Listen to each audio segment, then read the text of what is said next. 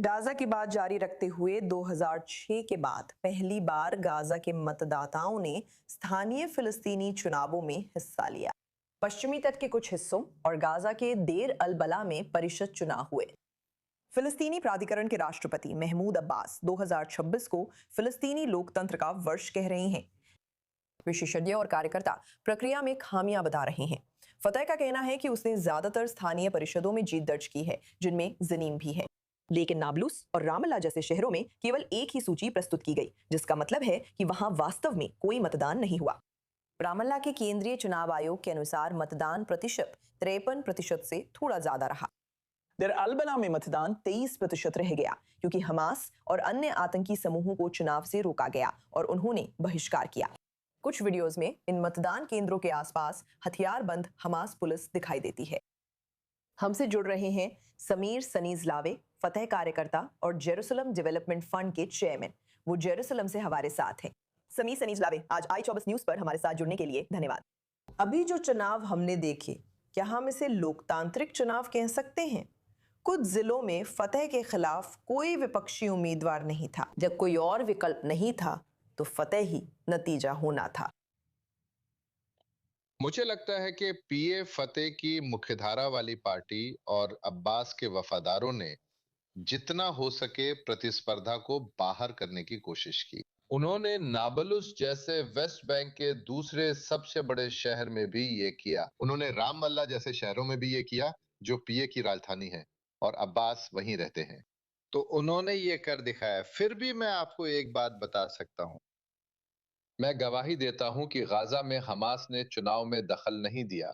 मैं गवाही दे सकता हूं कि अब्बास और उनकी प्रशासन सुरक्षा एजेंसियों ने वेस्ट बैंक में हर एक चुनाव में पूरी ताकत से दखल दिया है। उन्होंने शुरुआती चरणों से ही अपने विरोधी अच्छे उम्मीदवारों को हटाने की कोशिश की।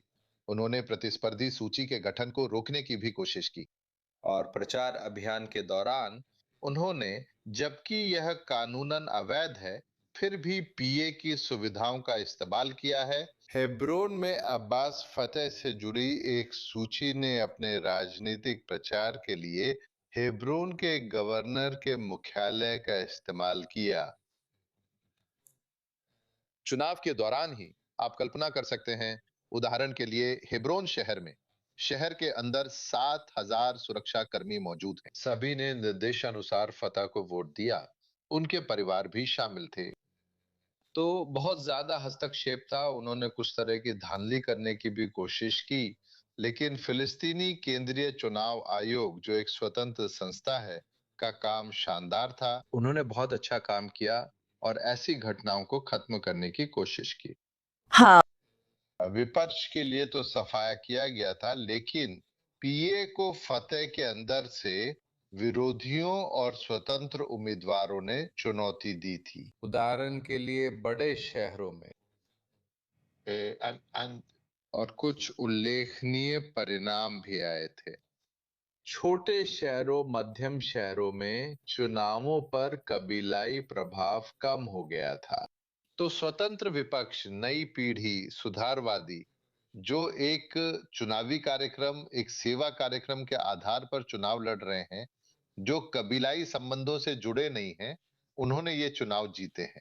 दक्षिणी हेब्रोन के एक शहर खिन्नातिल माया में, उदाहरण के लिए, ऐसा ही एक स्वतंत्र उम्मीदवार, और वो सूची जो फतेह की युवा पीढ़ी का अधिक प्रतिनिधित्व करती है, जो फतेह से बाहर निकल रही है और अब्बास का विरोध कर रही है, उसने अब्बास की आधिकारिक सूची के खिलाफ 75% बनाम 25% से जीत हासिल की है। लेकिन हेब्रोन जैसे बड़े शहरों में और अन्य शहरों में जो इसी तरह के हैं, वहां कबीलों का प्रभाव किसी भी चीज से ज्यादा महत्वपूर्ण था। तो ये एक कबीलाई चुनाव था। खैर, अगर इससे हमें कुछ पता चलता है, तो मैं निष्कर्ष निकाल सकता हूं कि ये चुनाव अब्बास के लिए एक उल्लेखनीय हार रहे। उन्हें उन उदारवादियों ने हराया जो फिलिस्तीनियों के उदारवादी खेमे से हैं और उनके खिलाफ है, यहां तक कि फतेह के अंदर से भी। और उन्हें फतेह के अंदर कट्टरपंथियों ने भी हराया। उदाहरण के लिए, जेनिन एक बड़ा शहर है।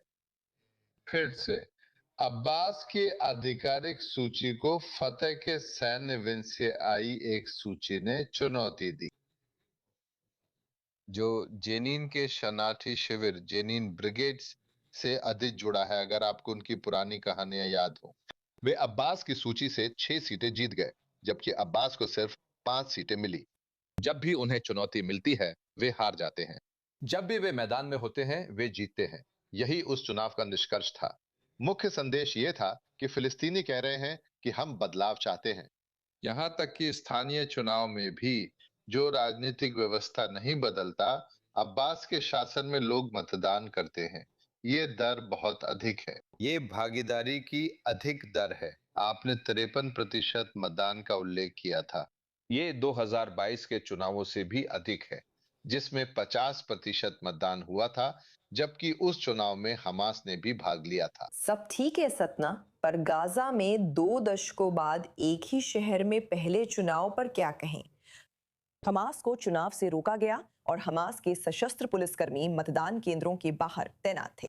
क्या इससे हमें फिलिस्तीनी प्राधिकरण में हो रही घटनाओं के समर्थन या विरोध का स्पष्ट संकेत मिलता है? या गाजा में जो देखा उसमें लोकतंत्र की भावना नहीं थी? खैर, वहां पुलिस थी। ये तो हर जगह आम बात है।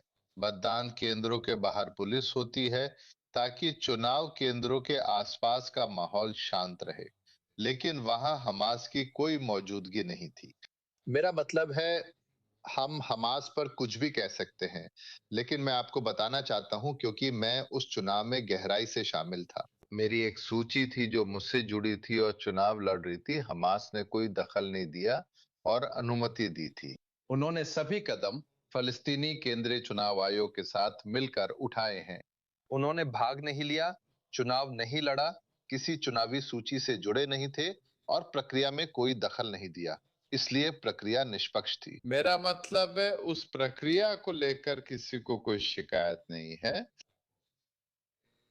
मुझे लगता है कि दे अलब्राक में जो हो रहा है वो शायद इस बात का संकेत है कि हमास प्रशासनिक जिम्मेदारी से हटना चाहता है, चाहे वो स्थानीय स्तर पर हो या फिर सामान्य स्तर पर भी। हमने गाजा के अंदर से और न्यूयॉर्क टाइम्स में 21 अप्रैल को प्रमुख हमास नेताओं के इंटरव्यू देखे हैं, जहां उन्होंने वचन दिया है वे अपने हाथों में मौजूद सभी अधिकारों को, जिसमें पुलिस और आंतरिक सुरक्षा भी शामिल है, सौंपने और स्थानांतरित करने के लिए तैयार है। किसी न किसी तरह शायद हमास की नई चुनी गई नेतृत्व में एक प्रवृत्ति है, क्योंकि हमास ने गाजा के अंदर आंतरिक चुनाव पूरे कर लिए हैं। इसमें बाहरी नेतृत्व को शामिल नहीं किया गया, लेकिन शायद अब गाजा में सब कुछ छोड़ देने की प्रवृत्ति है। और मुझे लगता है कि ये भी एक घटना थी जिससे हमास ने संकेत देने की कोशिश की कि ठीक है, हम जब भी संभव हो प्रशासनिक शक्ति देना चाहते हैं। हमें देखना होगा कि गाजा और वेस्ट बैंक में आगे क्या होता है। समीर सनीज लावे, i24 न्यूज पर जुड़ने के लिए धन्यवाद। धन्यवाद।